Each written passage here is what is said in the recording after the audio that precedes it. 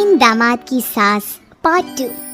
अब तक आपने सुना कि कावेरी जी अपनी तीनों बेटियों ईशा, मोहिनी और सुहाना की शादी 3 घर जमाई लड़कों के साथ करवा देती है।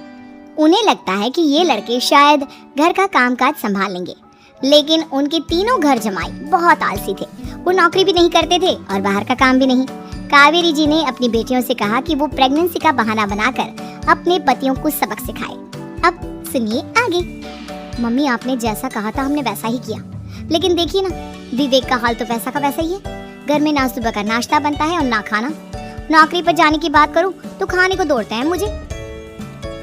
हाँ मम्मी, मैंने भी सुमित को कितनी बार कहा कि अगर नौकरी नहीं करनी तो कोई छोटी सी दुकान ही खोल लो। घर का खर्चा कैसे चलेगा? देखो दोपहर के 12 बजने आए और जनाब अभी तक सो रहे हैं। हाँ मम्मी, ईशा और सुहाना ठीक कहती हैं। अविनाश का भी यही हाल है। जब मैंने अपनी प्रेगनेंसी के बारे में कहा तो मुझसे कहने लगा, अरे दूसरी लड़कियां तो 9-9 महीने तक नौकरी करती है, बस डिलीवरी के टाइम छुट्टी लेती है। मोहिनी, तुम भी नौकरी करो। अब मुझे कहाँ नौकरी मिलेगी? मम्मी बताओ, अब मैं क्या करूँ? हे भगवान, क्या सोचकर घर जमाई दामाद लाई थी मैं कि मेरी बेटियां मेरे पास रहेंगी और खुश रहेंगी, लेकिन इन आलसी दामादों ने तो हमारी जिंदगी को भी प्रॉब्लम में डाल दिया है। मैं तो कहती हूँ मम्मी, हम लोग वापस अपनी जॉब पर जाना शुरू कर देते हैं। बता देते हैं इन लोगों को कि हमने प्रेगनेंसी का बहाना किया है। नहीं नहीं बेटा, ऐसी गलती भी मत करना। अगर तुमने ऐसा किया तो इन तीनों की आदत और खराब हो जाएगी। अरे आज नहीं तो कल कभी तो तुम प्रेग्नेंट होगी, तब वापस यही प्रॉब्लम आएगी। तब क्या करोगी तुम तीनों? हाँ मम्मी, आपकी बात तो बिल्कुल सही है। इन लोगों को तो सुधारना ही पड़ेगा। लेकिन कैसे? अपने बच्चों के आने की खबर सुनकर भी इन लोगों पर कोई असर नहीं हो रहा। पैसे कमाने के लिए घर से बाहर निकलना ही नहीं चाहती ये तीनों। अब मेरे दिमाग में एक प्लान आया है। तुम तीनों चिंता मत करो, उन तीनों को बुलाओ, फिर मैं बात करती हूँ। थोड़ी देर बाद कावेरी जी अपने तीनों दामादों को सामने बुलाकर अपनी बात कहना शुरू करती है। अविनाश, सुमित और विवेक, देखो बेटा, मैं ना तुम तीनों से बड़ा प्यार करती हूँ, इसीलिए तो तुम्हें घर जमाई बना कर रखा है मैंने। अरे मम्मी जी, सीधे सीधे कहिए ना, क्या बात है? प्यार तो हम भी आपको बहुत करते हैं। अरे मम्मी जी, आपकी इज्जत भी बहुत करते हैं। अरे भाई, आपके जैसी सास और कमाने वाली बीवी सबको मिलती है क्या? हाँ मम्मी, विवेक और सुमित ठीक कह रहे। आपकी बेटी से शादी करके मेरी तो जिंदगी ही अच्छी होती है।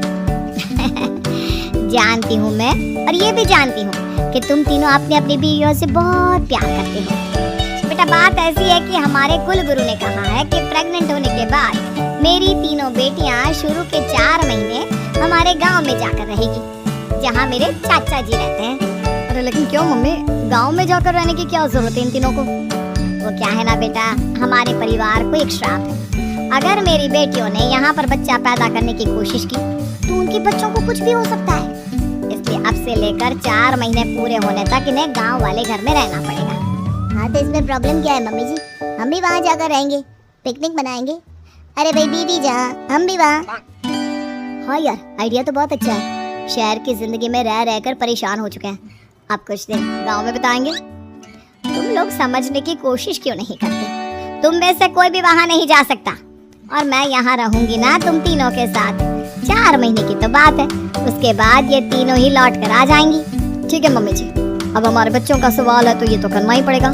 कावेरी अपनी तीनों बेटियों को कुछ दिन के लिए घर से बाहर कहीं दूसरे शहर में रहने के लिए भेज देती है। कुछ दिनों के बाद, अरे मम्मी जी, बहुत दिन से पिज्जा नहीं खाए, मंगवाइए ना। क्या बताऊं बेटा, पहले तो बेटियां खर्चा दे देती थी क्योंकि उनकी नौकरी थी, लेकिन अब तो मेरे पास पैसे ही नहीं बचे।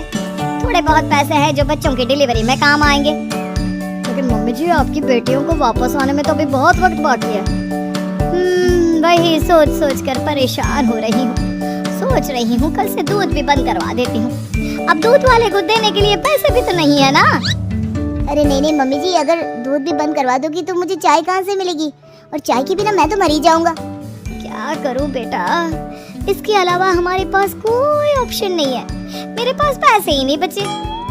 इस तरह कावेरी जी धीरे धीरे अपने तीनों दामादों को पैसे देना बंद कर देती है और घर में खाने पीने की चीजें लाना भी बंद कर देती है। अब वो तीनों बुरी तरह से परेशान होने लगे थे, और इसलिए एक दिन तीनों प्लान करके घर से बाहर निकलते हैं। और बाजार में जाने के बाद, यार अच्छा खाना खाए हुए कितने दिन हो गए, पता नहीं कब अच्छा खाना मिलेगा। हमारी बीवियों के जाने के बाद तो हमारी हालत भिखारियों जैसी हो गई है यार।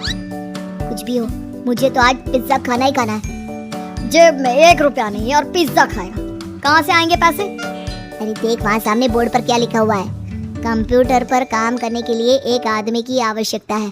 भाई मैं तो जा रहा हूँ, काम करूँगा और शाम तक पैसे लाकर आराम से पिज्जा खाऊंगा। जा जा, तुझे कोई काम नहीं देने वाला, हम तो घर जा रहे हैं। चल भाई सुमित। सुमित और अविनाश वहाँ से चले जाते हैं और विवेक उस कंप्यूटर शॉप पर सारा दिन काम करके 5,000 रुपये कमा कर घर लौट कर आता है और अपने खाने के लिए अच्छी अच्छी चीजें भी लेकर आता है। ये देखकर विवेक और सुमित के दिल में भी कुछ पैसे कमाने की इच्छा जागती है। अरे सुबह सुबह कहाँ चल दी है तुम? मम्मी जी एक बहुत अच्छी जगह मिली है, कंप्यूटर पर काम करने के 5,000 मिले थे कल मुझे। अगर रोज काम करूँगा तो पूरे 40,000 की तनख्वाह।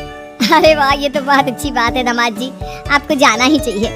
सुमित और अविनाश विवेक को इस तरह तरक्की करते देखकर परेशान हो जाते हैं और वो दोनों भी काम की तलाश में निकल पड़ते हैं। धीरे धीरे उन दोनों को भी काम मिल जाता है। अब कावेरी के तीनों दामाद छोटी मोटी नौकरी करके अच्छा पैसा कमाने लगे थे। एक दिन कावेरी उन्हें अपने पास बुलाती है।